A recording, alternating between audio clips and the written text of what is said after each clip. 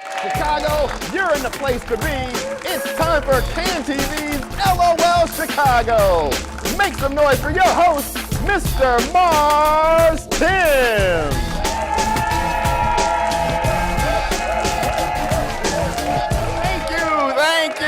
Thank you. All right. Thank you guys all for coming out. Can TV's LOL Chicago. I am your host, Marz Timms. We're going to have a fun show. We got a lot of great comics for you guys. Thank you all again for coming out. Woo! All right, my man with the hat. There we go. That's how we do it. Look, and this guy, he comes to all the shows. I wore the ascot just for you. Thank you. I had to dress up. I knew you were going to be here. So before we jump into this, I'm going to, I know I got spanked as a kid growing up. Anybody else in here get spankings growing up? Yeah, just like, these two over here, y'all look like y'all needed spanking. They look like they needed spankings, and like they still pay for spankings to this day. Now, who was the spanker, and who are you most afraid of, like mom or dad in your house? Mom, yep. Yeah, you were scared to see? My dad didn't care. My dad would spank us, but my dad was more like, it was like a mafia hit between friends when my dad would do it. Because he'd be like, look, if I don't do this, the boss is gonna whack me, so I had to do this, yeah.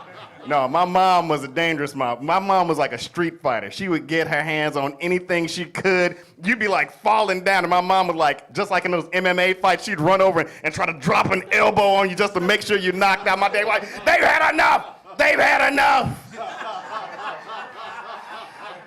Woo. Yeah, so I'm like these guys right here. I paid for a spanking over the weekend, and I just want to see the reactions on some people's faces. I know some people do it, some people still pay for it. After the show, I'll be handing out my card. Anybody wants to hand out some spankings? I'm serious. No, I'm joking. I'm getting ready to go overseas to Thailand, so I gotta get ready for paying for spankings. No, look, see, now people are gonna watch this and think that I'm really into that, and I am, but I'm not.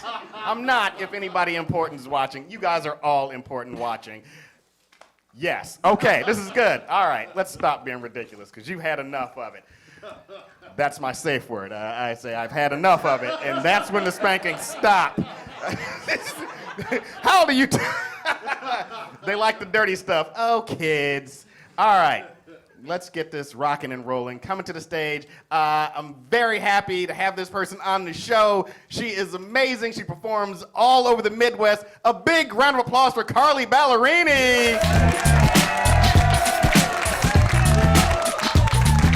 Hey guys, give it up for Marz. I'm sorry. How's everybody doing? Oh my God.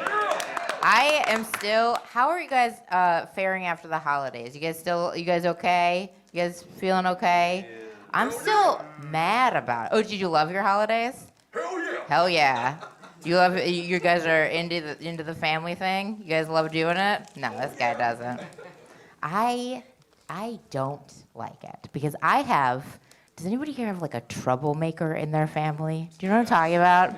I feel like you're the troublemaker in your family. You guys know what I'm talking about? Okay, my mom is the troublemaker. She's just, bring tarot cards to Christmas. What are you doing? What are we doing? She met my dad in a mental institution. Nobody was a doctor. They saw each other and they were like, this is amazing, we're doing it.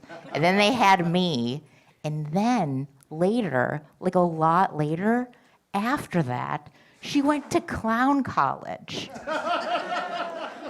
And we didn't know where she was going every day because she was secretly clowning. I don't know if you guys know this, but clowning right now is a very cool thing. It's improv. Everybody does it. It's the hot, sexy thing to do. It was not like that then. It was not cool to clown.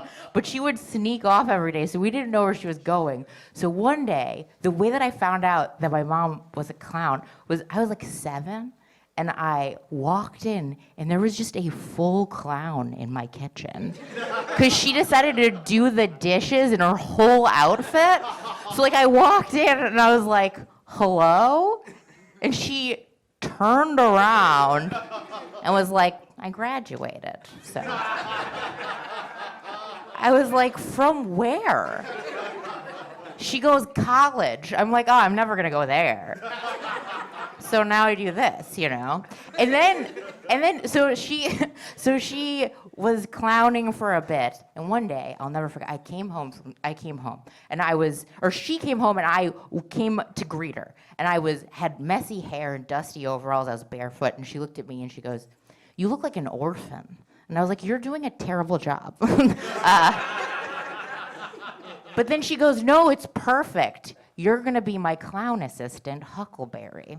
So then she would take me, I'm not kidding. So then she would take me to all of these like corporate parties, and then when we really wanted to impress people, I wouldn't wear shoes. And it was my job to go up to everybody and be like, hello, peer, because they were all 7. We were all 7. Hello, would you like to go get some some popped balloon animals from that drunk clown? That was and I'd be like, no, I understand, That's how I learned about social anxiety. So we did a lot of that kind of stuff. But so she's a very dramatic. You guys have dramatic people in your life a little bit? Yeah, okay. So my mom is this guy. I feel like you're the drama one. That's what you're like the troublemaker and the drama one. You probably like do tarot cards. My mom was dramatic, like very dramatic. She's so dramatic, I really, really space out when I'm talking to her. Like I can't deal with it. The other day, I got a message from her, and I don't talk to her a lot, but I let it go to message. I was like, I got this message, I listened to it, it's my mom. She's distraught. Hi, honey, it's mommy. I just wanted to call you and let you know that something happened, honey, and I love you very much. But anyway, something happened. Just give me a call back. Okay, I love you. Bye. But I don't talk to her a lot, and I didn't want to be, inundated with drama, so I texted her, and I said, hey, Mom, got your message. Can you text me a summary? She texted it back, I can't text right now, honey, because I'm driving through a very big storm. And if I texted you, it would be very, very, very dangerous, was the text that she sent me from the car. So I text her back and I'm like, all right, Mom, be safe. Don't text back. And then I thought about it and I was like, just real quick. No one's dead, right? She texts back, yes, one dead. I go, gotcha, who died? She texts back, I can't text right now, honey, because I'm driving, and it would be very dangerous. So I was like, okay, be safe. So then I go over to my little brother, who lives with her, so it's a whole fucking thing. So I go over to my little brother, I'm like, hey, Tommy. I'm texting him. Mom said there was an accident or something happened. Is everything okay? He texts back, there was an accident. I go, gotcha. Who died? He texts back an article. I click on the article. It just says one dead. I go, anyone I know? He texts back, your brother. I'm like, Tommy, you are my brother. He texts back, is fine. I was like, did you just text me in third person? He texts yes, and I was like, fuck you. So then I went over to my mom, and I was like, and it's been 7 hours now, because I respect driving. So I text my mom, and I'm like, hey, Mom, this is emotionally irresponsible. You have to tell me who died. She texts back, and then I said, this is emotionally irresponsible. You have to tell me who died. This is bananas. She texts back, don't you ever say bananas to me again. You want to know who died? You find out from someone else. Don't you guys want to know who died? No. You don't. Well, I'll tell you, I do.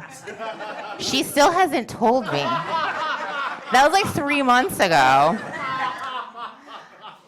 that's just a little story about how people who go to therapy to deal with people who are not going to therapy. But all right, thank you guys. You've been great. Have a good night.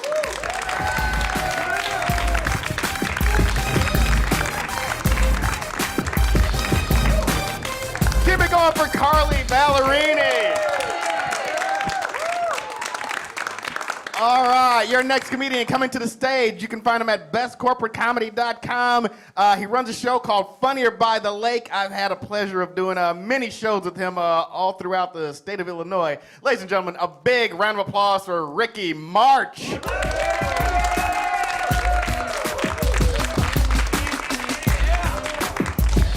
That's 2 steps. That's 9 Weight Watcher points. Because it's a new year and I'm eating healthy. Yeah, good. Give it up for that shit. I tried eating healthy and I go to Whole Foods. They have expensive stuff at Whole Foods, but it's not healthy. I went to the cheese department because I love cheese, go figure. And there it was. Smelled like cheese, felt like cheese, tasted like almond soy crapola. I went to the lady in the front of the store and I said, pardon me, this is not cheese. And she says, no, sir, it's almond soy crapola. Because apparently people at Whole Foods talk like they're from Downton Abbey. So, undaunted, she says, won't you try a kale chip? Kale's ridiculous spinach you suck the life out of, put sea salt on to make it healthy. It's not a chip. Chips are from potatoes. They're fried. They're delicious. That's it. Don't sell me a chip. So then I go to the butcher shop. There it is. Chicken. $1,400 a pound. Why is it so expensive? I asked the gentleman. He goes, well, sir, it's free range. I said, why? Can you taste the independence? You guys are awesome. Thank you. I'm a single parent. Nobody said why. Good for you. Court order. I don't know. But you know what's so tough about being a parent these days is you cannot beat your children. I mean, even the oranges in the pillowcase, no good. They don't leave bruises, but he smells like orange when he goes to school. It's just no good. So I don't really beat my child because he's 32. And it would be totally, it's assault and battery, not just with an orange. So that's no good. I don't like nursery rhymes. I don't. They're evil. My mother told me nursery rhymes, Exhibit A.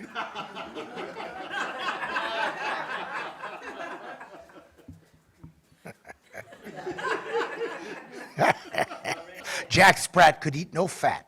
His wife could eat no lean. These are eating disorders. You do not want to teach this to a child. Old King Cole was a merry old soul. A merry old soul was he. He called for his pipe. He called for his bowl. And his gay fiddlers came out and served him crack. And why are you telling this to your 4-year-old? It makes no sense. And the worst one, and I know it, and you know it as well, rockabye baby in the treetop. When the wind blows, the cradle will rock. When the bough breaks, the cradle will fall. And why are you putting me in a tree on a windy day, you sick, twisted bitch? What is wrong with you? We live in Chicago, 70-mile-an-hour winds off the lake, and no, I'm in a tree like this, somebody give me a cookie. And that's how it began. That's how it began. I'm retired from marriage. Twice. My first wife, Leanne, she left me to go to California. And she was in movies, and maybe you've seen one or two of them. Leanne Licks Lincoln Park. My second wife, Beelzebub, left me. She's in California as well.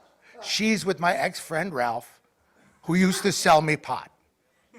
Now, I don't know if you've ever lost a true loved one like a pot dealer, but I don't have kids in grade school anymore, so I can't get, the good stuff. I have a new hobby, and I'd like to share it with you. I like to get high and go to Costco. I climb into one of those fat person golf carts that you see in the front of the store, and I zoom around to all the different tasting sections where there's an entire tray of pizza puffs, and I gorge myself. Then I get back into the fat person golf cart, and I zoom right over to the bakery where you see those single-serve cakes. I think you call them sheet cakes. And I dip my paw inside, and I gorge myself. And now I realize it's time for a towel. And on the way to the towel section, 39-pack of EPT. If you need a 39-pack of EPT, you're either white trash or a sophomore at UIC. And all I'm saying, try something different. Oh, it's the neighbor. Come on, you guys. That's amazing. Everything in life is a metaphor. One thing says one version, another thing is another version. For example, I think my girlfriend's a bisexual. Yeah. The other side of it is, I think my girlfriend's a bisexual. I peed all over myself using a Gatorade bottle for a urinal. I'm too big for a Gatorade bottle. It's all about the viewpoint, everybody. Thank you so much. I've been Ricky March.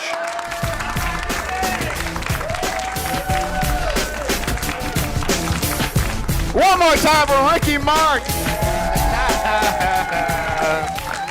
All right. We're going to keep this show rocking and rolling. Your next comedian coming to the stage. She has performed with some of the greats. She toured with Bernie Mac.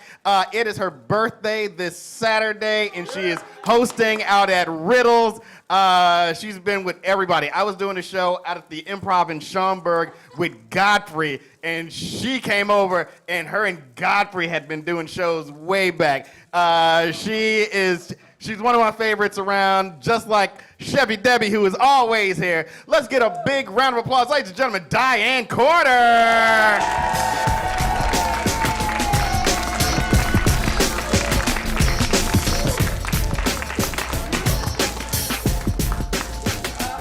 I ain't drunk, I'm just about to fall. Hey, y'all. Make some noise up in here. First of all, I ask for my audience to help me out. Oh, look at your educated ass. Don't get me, okay? Now, let me start. I want y'all to help me out. When I say these just jokes, you say Diane Corder say that. These just jokes. These just jokes. I say that because I don't want y'all to think all this trappy shit I'm saying up here is true. Okay? I'm a happy lady. I've been married 6 times. Oh, y'all clapping for the wrong reason. I was married to 2 men. Each one of them had 3 personalities. And I couldn't live with none of them, okay? One of his personalities adored me. The other personality wanted to kill me. So I know what I'm talking about. Any of y'all in here married? Yeah. Well, I ain't mean to depress the room. I like married life. I just don't like it for a long time. I think marriage should be like cable. You know, hook it up, play with the knob, see what's on, don't pay the bill, cut it off. I ain't the only one I see. Because I'm a good woman. I'm good to my men. Excuse me, my man. I got this little guy I kick it with. I call him my something to do. So when I ain't doing nothing else, I'm doing him. So around Halloween time, I told my something to do. I said, look here, baby, I want you to dress up like a ninja. Put the outfit on, put a ladder to my bedroom window, climb in, and do me. Put a mask on and do me. Don't tell nobody, but do me. He messed around and told some of his friends. They beat him up the ladder. Turned out to be one of my best Halloweens. And I ain't have to dress up like nothing. But I got a good life. You know I do. I got children. I don't like them, but I got them. Just because you have them don't mean you got to like them, okay? And my granddaughter had the nerve to talk back to me. You see how stupid I am? I put my foot on her neck. I was choking, sticking my fingers in her eyes. Nah. Now, the police gonna come up to my mother. You can't do this. Let me tell you something. I can do what I want to do. She is not gonna talk back to me. I don't care if she is just 4 years old. These just jokes. I don't want y'all to be prosecuting me, sending me to jail, and nothing like that. But I do want to say this. I'm so happy with my life right now. I got a vibrator. How many ladies in here got a vibrator? Oh, this some bull. This some bull. They have not sold 20 million vibrators. They ain't got name of me and that happy lady back there. I know I'm right. I had to go to therapy. I was so into my vibrator, I thought it was a real person. I done painted purple and was calling it Prince. Leaving it by the bed, leaving it messages. Love you. Be home soon. I'm just like that. And look, you's a nice man here, ain't you? You got a wife? Not yet. Oh, really? Yeah. You got a job? Oh, you ain't got a chance. That demoted you right now. Your being unemployed did not entice me. That's gonna tell you, I'm a bold woman. I try to tell men just what I need. And you know, sometimes, man, we can be too bold. You know, because we meet men and we tell them, look here, I'm a grown woman. I do what I want to do. I ain't gonna do nothing with you. That's a challenge to a real man. He like say, you ain't gonna do nothing I want you to do? Nothing, never, nah. Then he get to doing you and doing you real good. And the next thing you know, he calling you out for hello. What you doing, washing? I wash your clothes. And I wash some of your mama's stuff too. And I'm cooking. Then when he come home, you know, you don't really want him to go nowhere because he ain't got no job. So I used to bring applications home and wouldn't give them to him. Scared he gonna find a job. I do not want you away from me, baby. Ooh la la. Make them funny sounds. Anybody here make them funny sounds and don't remember? Record yourself. I'm having a great time here. You all are a great audience. Give yourselves a round of applause. The man with the bald head, is you with that woman? Right here, with the bald head, is you with her? Yeah. Oh, hey. So glad you here. Girl, you know I wouldn't mess with your man, and you here. Because I don't mess with married men no more. As soon as that woman tried to set me on fire, I figured this is not the life for me. Y'all make a beautiful couple, though, really. His bald head is distracting me. That's the only reason I asked. It's shining under the light, looking all gorgeous. I tell you, girl, you's a lucky lady. That's right. And she's like, bitch, do him. No, I just said, because that's the kind of bald head every man should have if they're going to have a bald head. You know what I'm saying? Because the little stubby things itch your thigh.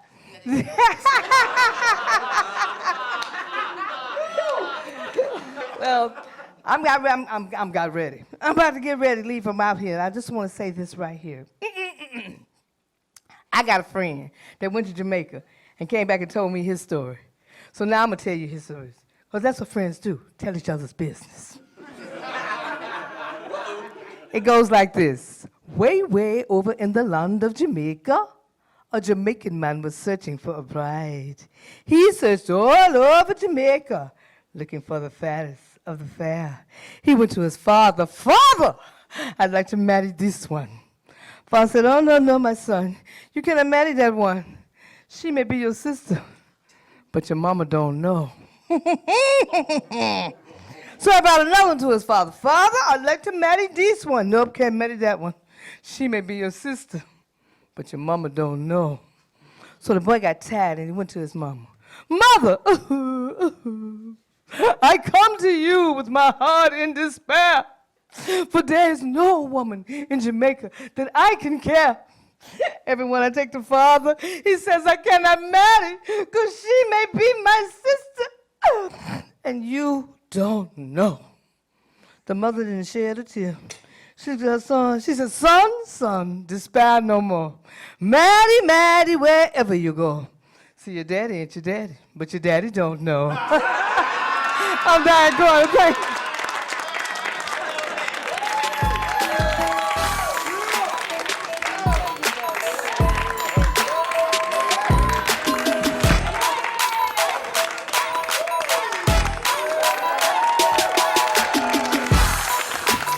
Diane Carter, one more time, let her hear it.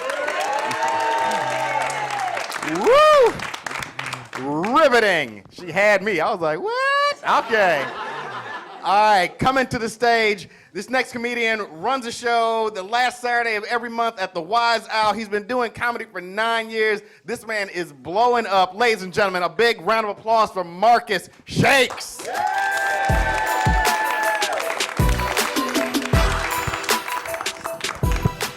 Hey, what's up, y'all?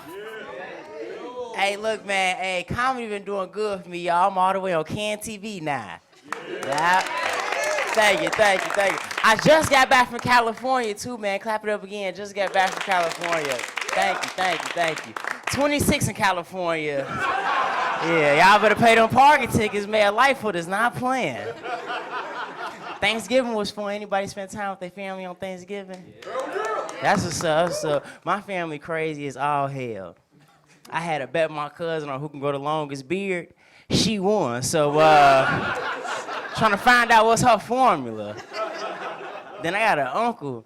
Grandma sent me and him to the store. He got a list of stuff he gonna steal. I said, oh man, this is not how you shop. But we got them ham hocks, so he got some good skills. Then I got an uncle who deal with mental health, man, so it's always a journey with him, but he a real smart, wise dude. He reads the Bible 24/7, can tell you anything in the Bible, front and back. One day we sitting down, it's real quiet. He get up and say, I'm Jesus. I look at my grandma look at me. I was like, Uncle, you Jesus, prove it, make me a believer. He grabbed a bottle of water and poured the water on the floor and walked on the water. I was like, you know what? Just might be Jesus. Like, my grandma wasn't scared or me. She was like, talking about you the son of God, get a job. If you can't turn that shit into Moscato, clean that shit up. Now he a street disciple, so. Then I got another uncle, man. He always try to give me advice. He was like, Marcus, I seen you been single for a long time, man. You gotta stop messing with them young girls. You need to get you an older woman. So I took him up on his advice because these young girls, I can't afford them. All they want is hot crunchy curls and shots of Hennessy and Uber Express rides, and I can't afford that. That's why now I date 50 and up, you gotta have a disability. If you a cougar, say meow. What a cougar's at? If you got an AARP card, you my type of girl. Yeah. Trying to get that 10% off at the steakhouse. I had met one at Target. Her name was Louise, the baddest thing I ever seen. I was standing there. She gave me this look. She was kind of shaking. She had Parkinson's, but it was cute. So I was like, ma'am, can I help you? She was like, oh, no, thank you, baby. But you know what? I want to give you a compliment. You were like Bobby Brown. I was like, oh, snap, thank you, babe. She stopped me dead in my tracks. She was like, not the actual Bobby Brown, the one that played him in the movie. I was like, damn. She's going to take your compliment back like that? She was like, you know what, baby? I like your style. I like the way you carry yourself. Gave me her address. She was like, I want you to come over to my home. I wait like 2 or 3 days, let her know I ain't too thirsty. I finally put the address in and pull up. It really was a home, a retirement home. I was like, damn, like, As soon as I walked in, security looked me dead in my eyes. He was like, "You here to see Louise, ain't you?" I was like, she must really get around. Like, how did y'all know this? Then I hop on the elevator, hit 7 twice, take me upstairs. It's super dark in her house. Older women, they don't like getting rid of stuff. So I was like, "Louise, can I at least turn on the light?" She was like, "No, baby, grab that lantern." I said, you know how old you gotta be to have a lantern? Like, she was either a pioneer or a pirate, so. But I respect my elders, so I grab it. Now I'm walking down the hallway trying to find the next passageway. Get to the first door, it's a bathroom. I look in, she taking a goddamn vinegar bath. I was like, damn, like she a true freak. The young girl's like, "What is vinegar?" "Have you tight and right and good for the night." So then I help out the bathroom, take her to the room. Before I get all the way in the room, she stopped me dead in my tracks. She was like, "Baby, take your shoes and your socks off and grab the footies off my dresser." And it wasn't even the real footies, they was the hospital socks. They got the padding on the top and the bottom. So I'm like, you know what, I'll just put them on because I respect my elders. Yeah, I walk in the room, she got a Sleepy Time can to burn and paprika in the air. Felix the cat playing in the background with some Miles Davis flamingo sketches just in the ambiance. Then she tell me right off the bat, she was like, "Baby, you gotta take your time with me. I'm a round the way girl." I got to sucking her titty, she fell asleep. I was like, damn, like, y'all laughing. I got scared though, because her oxygen tank was on medium. And she had my butt spell, so I was like, damn. I had to be quick on my feet after sucking the other titty. She woke back up. I was like, thank you, God. But she must have had a flashback and thought I was one of her grandkids. She started trying to breastfeed me. I was like, lady, I'm a grown man. But that shit worked though, because I fell asleep and woke up in the top drawer. At 7:15 a.m., she was like, "Now, baby, go grab some oatmeal and some tea and go out the back door. I won't Ed the nosy ass knowing my business." So she sent me to the store to get some Epsom salt and ginger ale. And she sent me to 75th and Stony Island, Jewel's Oscar. Anybody familiar with that area? Okay, you made it out of there. For the ones who ain't never been over there, it's so dangerous. If you Google map that shit, you might get robbed. Like, I was talking to my friend the other day. I was like, "Man, I'm finna go grab some stuff from Jewel's Oscar on 75th. He was like, "Man, be careful. I got killed over there twice." I was like, damn, like, reincarnation is real. So I'm walking to the store, about to get this Epsom salt and ginger ale. I see a young lady dragging her baby in the store. The baby just crying like, "Why? Why? Why?" And these young girls, they lost in the mind. They got to put everything on Facebook Live. So she go on Facebook Live and say, "This little heifer trying to embarrass me. I'm finna beat her ass." That baby beat the shit out of her. I was like, damn, like, this is a badass baby. Then I finally grabbed the Epsom salt and ginger ale, walked back to the bus stop. And this young lady, she was standing there with her baby. She giving me that look. I'm like, okay, she want me to play that stepdaddy role. And I've been taking my classes on Sundays from 2 to 7, so I'm ready. And she walked up to me. She was like, "Sir, could you hold this baby?" I was like, "Yeah, sure, why not?" And as soon as the bus pulled up, she hopped on the bus. I was like, damn, like, and now I'm stuck with this baby. The baby look at me, I look at the baby, and the baby say, "She do this shit every other week, and I'm tired of it. That's why I beat her ass at Jules." But I'm about to get up out of here, y'all, because I'm on an unemployment tour. But hold on, hit me out on this one. So I got my own personal quote, and then I got a quote I don't like. So I want to tell y'all this. My quote is, remember this: your happiness is your currency and your character is your foundation. I'm going to say it again. Your happiness is your currency and your character is your foundation. Now, the one quote that I don't like is a quote that says, "Things don't happen overnight." And you wanna know what I say to those people? You must ain't never been evicted, because that shit happens overnight. My name is Marcus Shakes. I appreciate y'all. Thank y'all.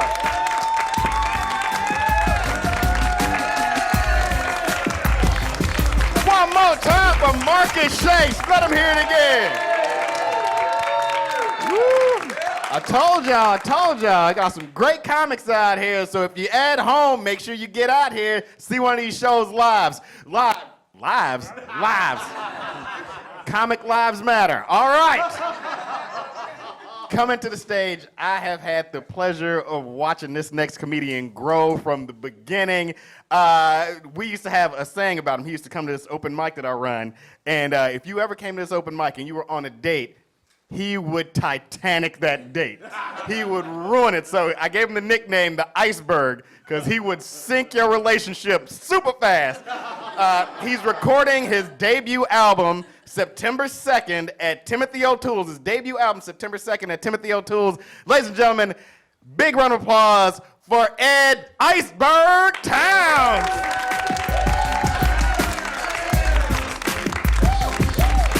One more time for Marz. Timms, how you doing, Can TV? Yes. Yeah, 2020, huh? Election season, huh? Y'all ready? The white guy was like, yep. What's the worst that could happen for him? You know what I'm saying? Like, he's either winning or really winning. You know what I'm saying? I hate this time, man. You know what I hate most about election season is Facebook, right? Every other post on your wall, people just shouting, get out and vote. Get out and vote. Have your voices be heard. Get out and vote. I have at least 500 Facebook friends, bare minimal, whose voices should never be heard, you know? High school dropouts, drug addicts, people that DVR The Price is Right, you know what I'm saying? You want these people to pick the leader of the country? Are you out your mind? I'm one of them. I'm one of them. I should not be allowed to vote. What was that called? Not the big election, but the one when Bernie and Hillary running against each other. What was that called? The primaries, thank you. I've been calling that the Democratic National Championship game my whole life. That's what I thought DNC stood for, you know? 35 years old, by the way. At 35 years of age, though, I finally found out what I want in my life. It took me 35 years. And I want Hillary Clinton confidence. That's a confident motherfucker right there. She's still thinking about running for president. When I heard that shit, I went home and took down my Michael Jordan poster and put one of her up. Like, yo, fuck your 6 rings. You know? This bitch is a Buffalo Bills of politicians, yet she still thinks she has a chance of winning. It's incredible. It's incredible. You know, she did something we will never see in our lifetime. Our grandchildren will never see this shit in their lifetime. Somehow, she lost one election to a black dude and turned around and lost the next one to a racist. How unlikable are you? Well, that's a tough decision. You're sitting like, I don't know about this one, man. Is Colin Kaepernick running? I'll vote for that motherfucker. Let me go ahead and put this ballot in real quick. Bernie's back in it. Holy shit. Yeah. The Great White Hope. Yeah. I always hear the same thing. Bernie's too old. He's too old. This dude's only like 2 years older than Donald Trump. You know that? That's what happened when we've been fighting oppression for 50 years, you know? He's the only black that cracked in history. That's it. He's the only one. But age is not the reason why Bernie's not going to win. That's not the reason. I love Bernie, but he's not going to win. You know why? It's because his name is Bernie. I don't think a world leader should have a name like Bernie, you know? Can you imagine him sitting across the table with Vladimir Putin making demands, and Vladimir's like, yeah, whatever, Bernie, take this motherfucker's lunch money. He ain't doing shit. Stuff him in a locker for a weekend. I can gather all the women and all the dudes here, I guarantee you, not one Bernie has been fucked in this whole studio, you know? A Bernard at best. The coolest Bernie we all know is a dead guy that had a crazy weekend in the Hamptons. And has his wedges and pocket protectors. Everyone over 40 got that joke. Kind of left the young people out of that one. Sorry about that. It's a classic movie. You should check it out. I don't know. I'll tell you this, man. All this political circus has happened. I think I might be the only person in this whole country that feels sorry for Melania Trump. Silence. Nobody. You guys don't realize, all Melania wanted to do was be a gold digger. That's it. That's it. Now she's the fucking first lady. Holy shit. You know how many basketball dicks she passed up to get to that motherfucker?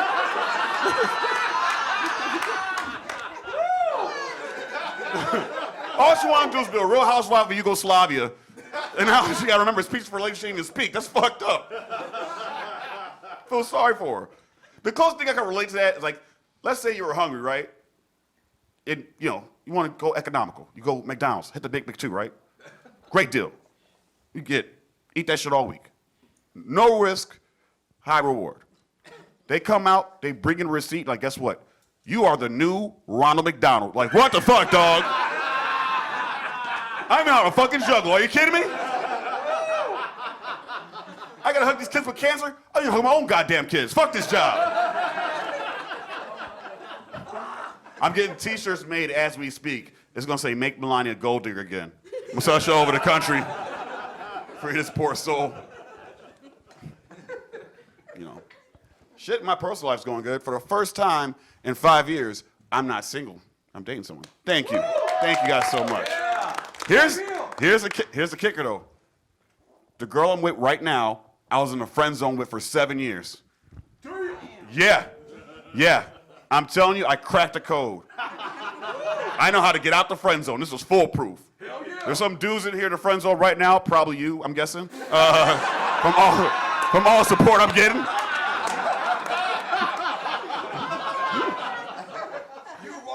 You wrong? All right. She looks very uncomfortable right now, sir. Blink twice if you're in trouble, bitch.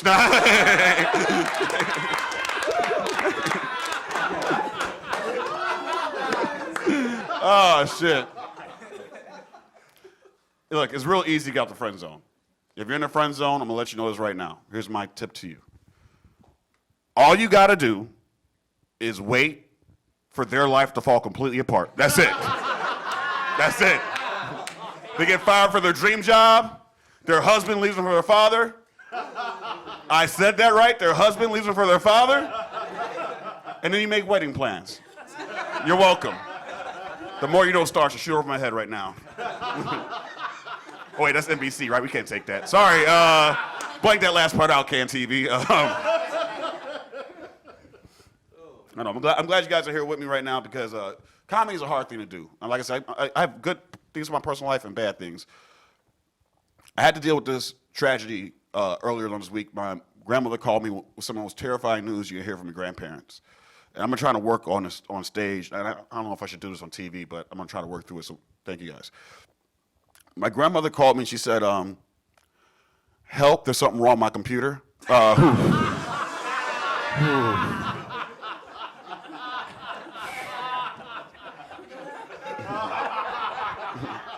Thank you guys so much for the support. I asked her what's wrong with it, and all she says is, the devil's got a hold of it. She hangs up the phone. I'm like, is there blood dripping from the screens and playing Justin Bieber albums backwards? What do you mean? So I get to the computer, I turn on the monitor, and porn's popping up at a rapid rate. I'm talking whack-a-mole at its hardest level. I can't get to the X's fast enough because the window keeps popping up. The next part is going to be incredibly disturbing. I implore you guys to stick with me. I notice a clear liquid dripping from the computer screen. I instinctively touch it. It doesn't feel like something you want to feel in your grandparents' computer when porn's popping up at 80 frames per second. You know what I'm saying? I asked the question no one here wants to know the answer to. What is this clear liquid dripping from my finger? And my grandmother said, well, I thought I told you the devil had a hold of my computer, so I doused it with some blessing oil because the devil is a lie. Hallelujah. And I was like, thank you, Jesus. Thank you, Jesus. The Lord's alive. Hallelujah. I thought I was touching one of my uncles. Thank God. All right, you guys been great. This is Marz sitting back on stage. My name's Ed Sounds. Good night.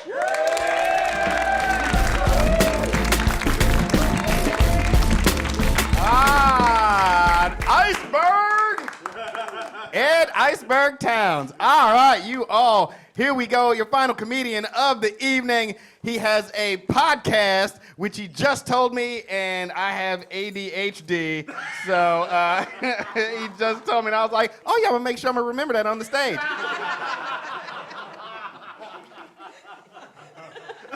And then Ed was talking about porn, and I was like, ooh, porn. He has a podcast called Welcome to Reality. A big round of applause for Ryan Mason. How's everybody doing? Make some noise. Make some noise for yourself. A little bit about myself. I have 2 kids. I have a good one and I have a fat one.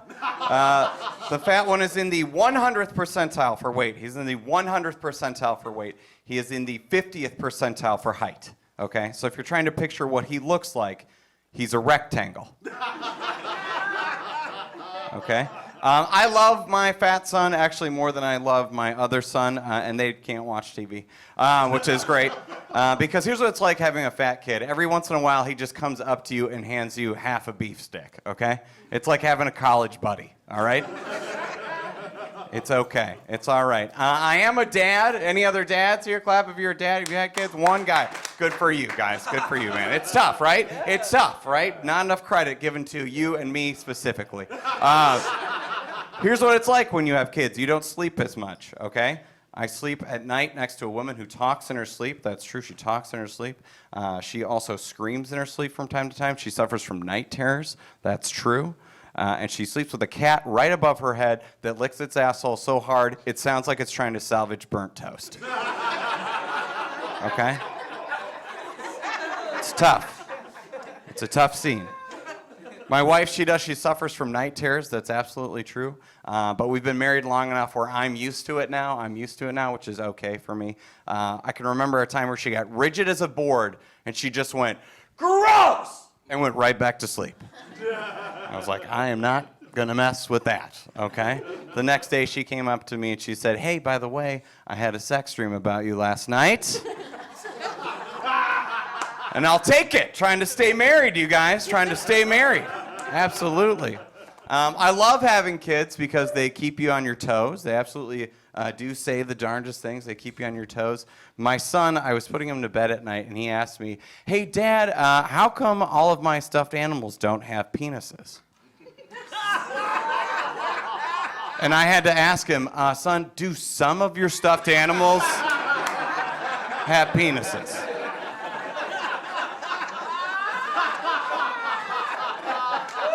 Because for me, that's an all or nothing, okay? Like, honey, get the sewing machine out. Let's make this a special Easter. They do ask you crazy questions, my kids do. My son, during the holiday season, he said, how did Santa Claus get his special Santa Claus powers?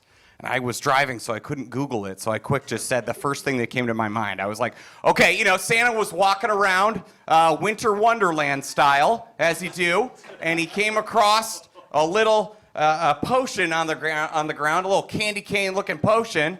He picked that potion up, he drank it, and Santa Claus powers right there. Pretty good, right? That's pretty good, right? My wife looked at me, and she said, your son is going to drink poison. And I said, I hope he tries it out on the cat first, okay? Trying to get my 40 winks. My son said his first swear word. Which was pretty interesting. Any guesses as to what it was? Shit. It was shit. Yeah, give it up for this shithead right here. Yeah, you got it. It was shit. And I was excited. Because my wife is from Chicago, I'm from Wisconsin, and I knew that's one of her favorite words, right? So I could blame her for this, and I could lord that over her for at least a couple of weeks. The next day when my son was potty training, he pushed me aside and he said, hey, look out, big penis coming through. Which is also her side of the family, so it's tragic. That is tragic. It's hard to be a dad in these times. It is hard because there are things that you're not ready for. My son was watching the news with me, and there was a news story about a police officer that had done something that wasn't very nice, killed a guy. And my son, plug your ears, okay, guys? And my son asked me about this, and I was like, oh, good, great, now I get to explain this. Because I just want to use the same things that my parents told me when I was growing up, Like cops catch the bad guys, bakers bake the bread, and firefighters sleep with people's wives during the day. You know what I mean? Exactly. But my wife was like, no, you gotta explain it to him and kind of tell him what's going on. So we did. We had a conversation with him. We said, if you're in trouble, a police officer is always there. You can ask for help. But my wife is very progressive. She was like, but if they ask you for anything, you need to say, I want to talk to my lawyer.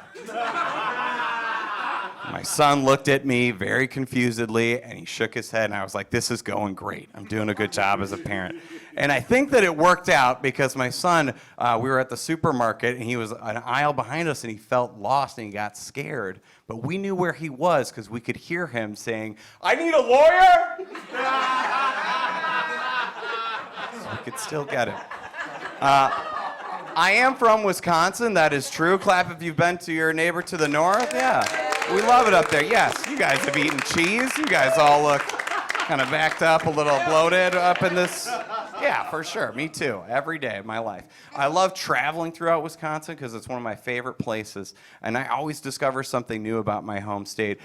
This summer, I was traveling through Door County, Wisconsin, which, if you don't know, this is what we do in Wisconsin when we don't have a map, okay? And Door County is this little part that sticks off the end of it, right? It's Wisconsin's penis, and I was right at the tippy top of it with my kids, and we were playing outside in the yard, having a great time.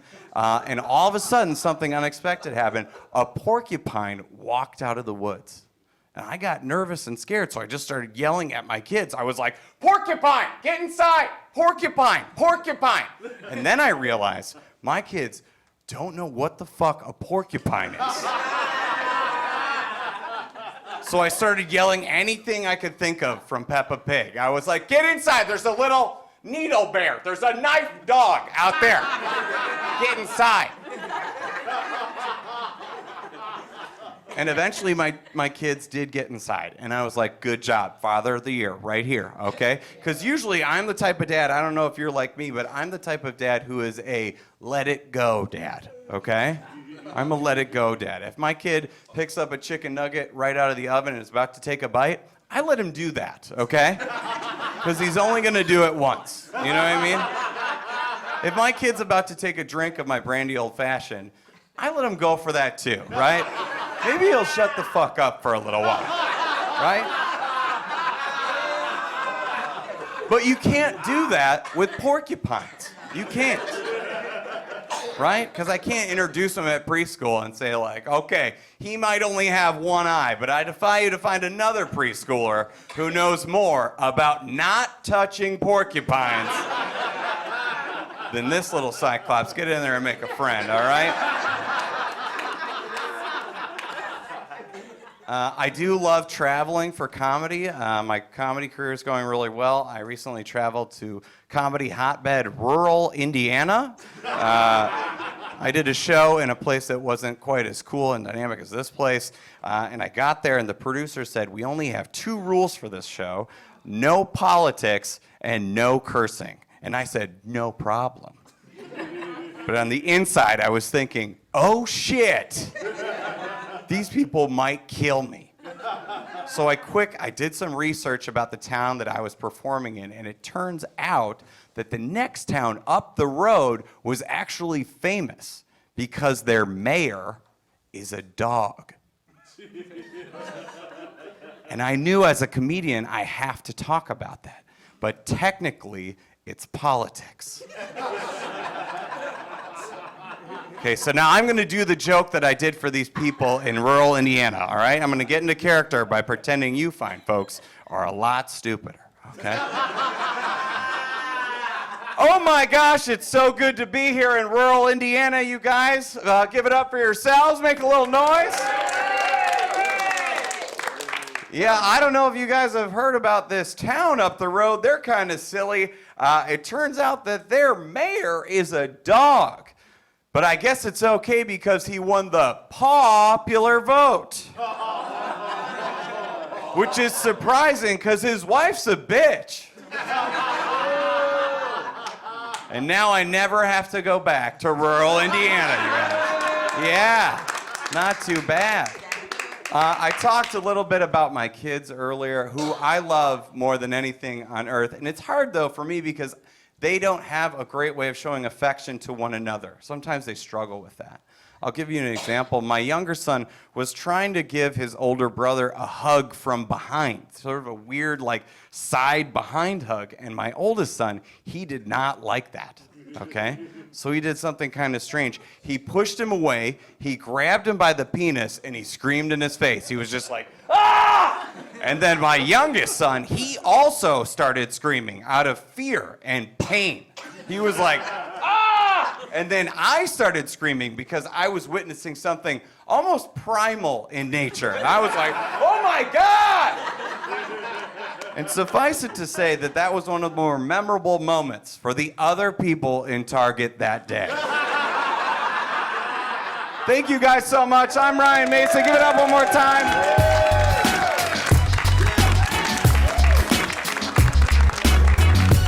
Give it up for Ryan Mason. And one more time for all the comedians you saw tonight.